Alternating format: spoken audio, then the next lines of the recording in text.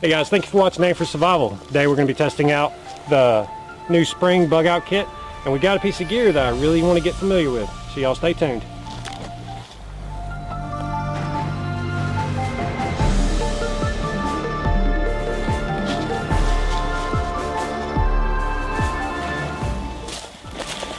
And the piece of kit I'm talking about, guys, is a new one on the channel. Immediately accessible in case of an emergency in my trauma kit. And that is the SOL emergency blanket, and this is the small one.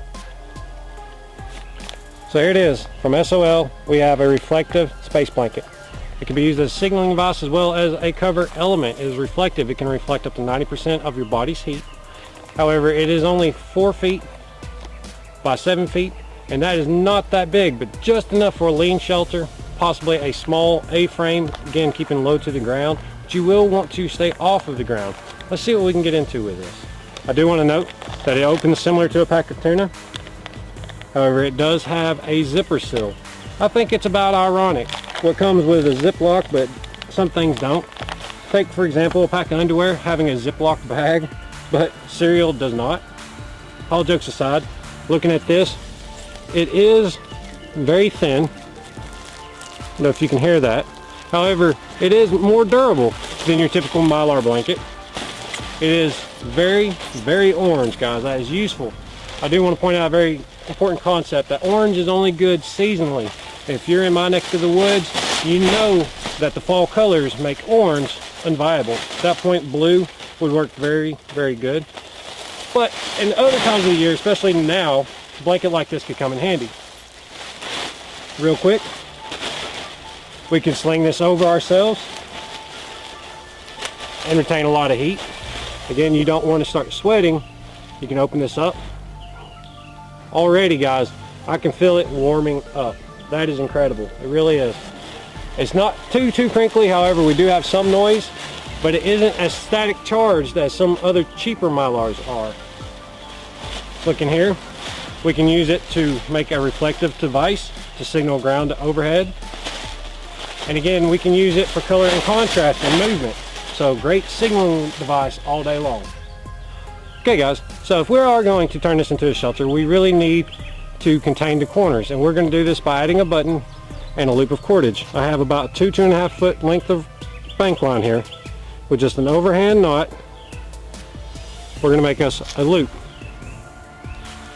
Okay, so now we have our loop. The next part is just as important. We're going to make our button. In this case, I have a small piece of wood, something I picked up off the ground. You could also use small pebbles, stones, buttons, marbles, just about anything around that won't poke a hole through here. So what I'm doing is taking a corner, coming about a finger's length into it, and I'm wrapping over, creating a button. Personally, I put just a small twist, not too much tension. Again, you don't want to rip this. The next, I'll take the end of my loop, a little hard to see, but it is there. I'm going to slide the button through the loop. Next, pinching it off, I'm going to create an overhand knot, securing this button into place. Now there are other options. You can do just a quick lark's head style knot on here. However, putting it under tension, this will be much more secure. We're going to do this to all 4 corners, and it will now be a tied off tarp. We're used to seeing that. That's how we're going to run it. Okay, next guys, very familiar to everybody on the channel. We're going to come up and make a plow style shelter, wrapping around a tree, putting our cordage through the loop, and tightening it down. We're going to take a toggle just to stick off the ground and tighten it down. Now at this point we have a couple options. We could craft us some tent pegs, making real simple, down and dirty, and efficient tent stakes, or we can carry some that are pre-made. Again, these are lightweight and orange, again easy to find in a hard situation.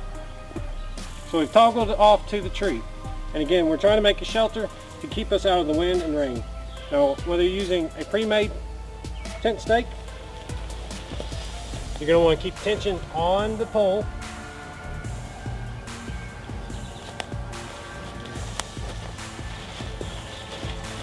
or a wooden stake, again keeping the shelter tight and as low to the ground as possible.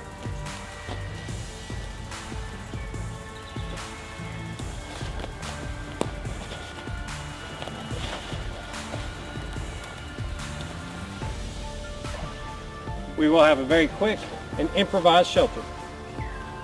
So looking here, we have a very basic shelter and also a signaling device in one.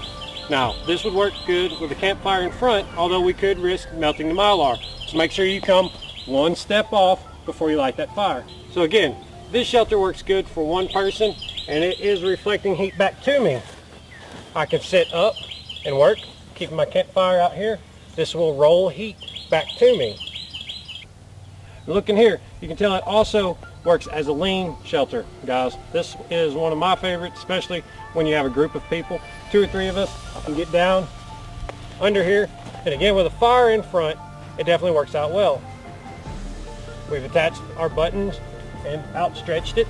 This will work with any length of paracord. Again, we do have a rather long one just in case we need multiple shelters. See this being useful again as your primary shelter, but again you can use it as a reflector wall, a true reflector wall for your fire. Again, there are heat retaining walls and those that actually reflect heat. This would be an awesome option. However, you do have to keep it away from the fire because it will melt.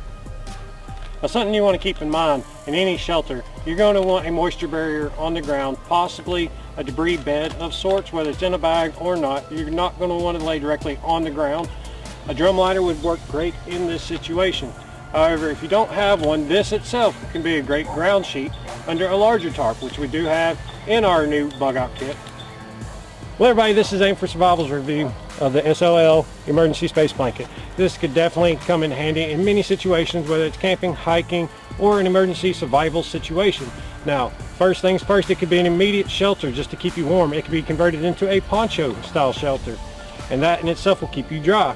It can be used as a signaling device as it is high visibility, or a reflective signaling device as it does reflect the sun very well.